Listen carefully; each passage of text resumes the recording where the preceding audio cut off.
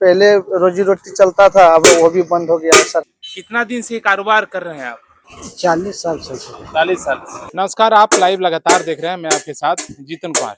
यूँ तो बाबा नगरी की पहचान बाबा भोलेनाथ की नगरी से है, लेकिन बाबा भोले नगरी की पहचान की कुछ और एक चीज से भी है, वो है पताडी गांव। पताडी गांव वह गांव जहां लोहे का कारोबार एक लंबे अंतराल से चलता आ रहा है।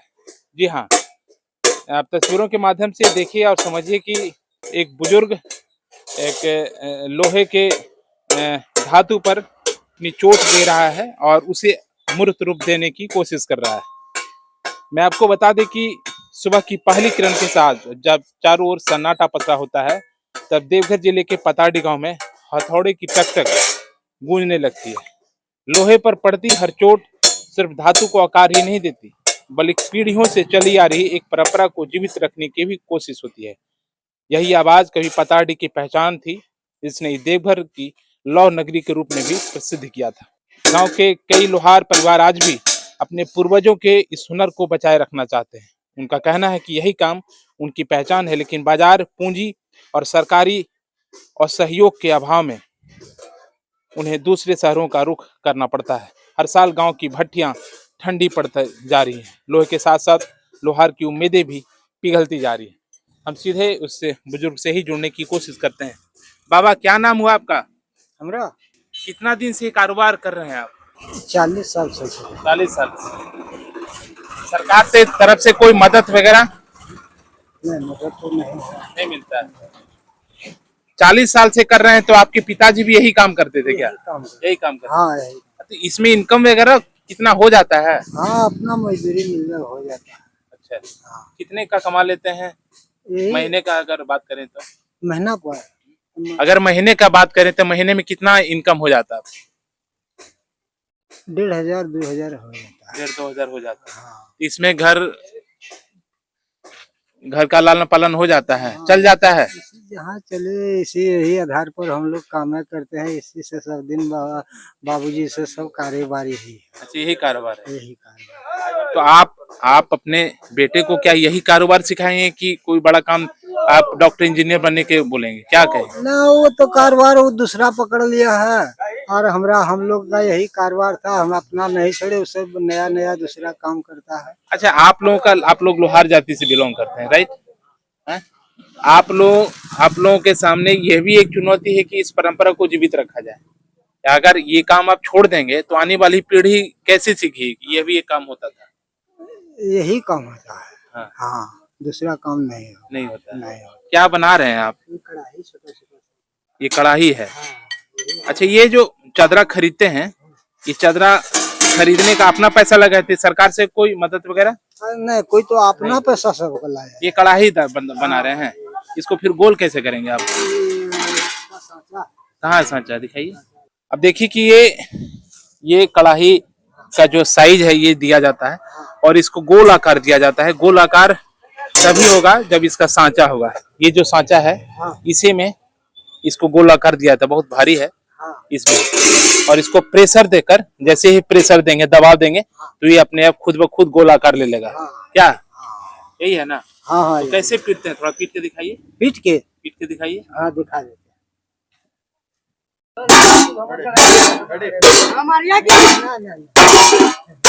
देखिए कि एक समतल चदरे को लोहे पर पीट कर उसको मूर्त रूप देने का काम ये कर रहे हैं।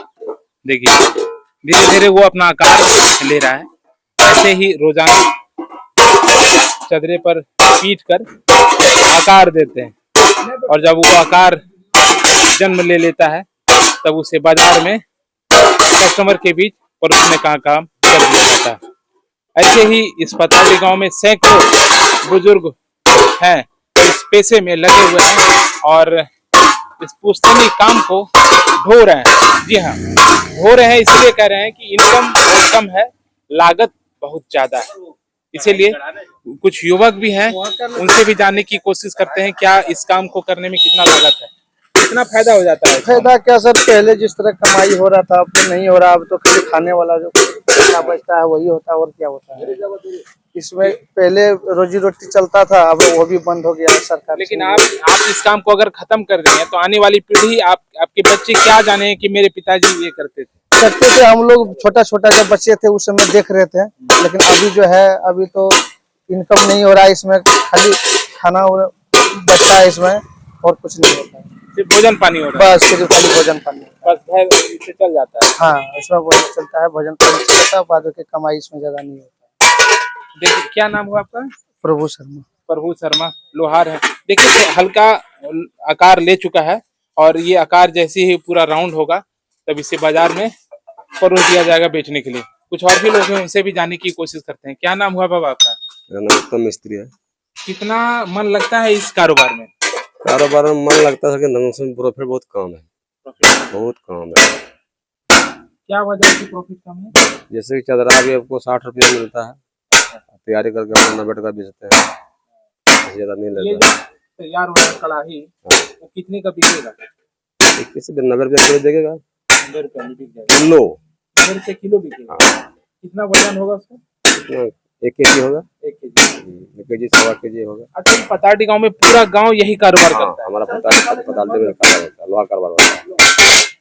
क्या नाम हुआ आपका? उत्तम मिस्त्री। उत्तम मिस्त्री। कुछ और भी युवक हैं, क्या नाम हुआ भैया आपका? परमानंद शर्मा। इस कारोबार को काम करने में कितना मन लगता है? इस काम में मन नहीं लगता है, मुझे लगता है मन।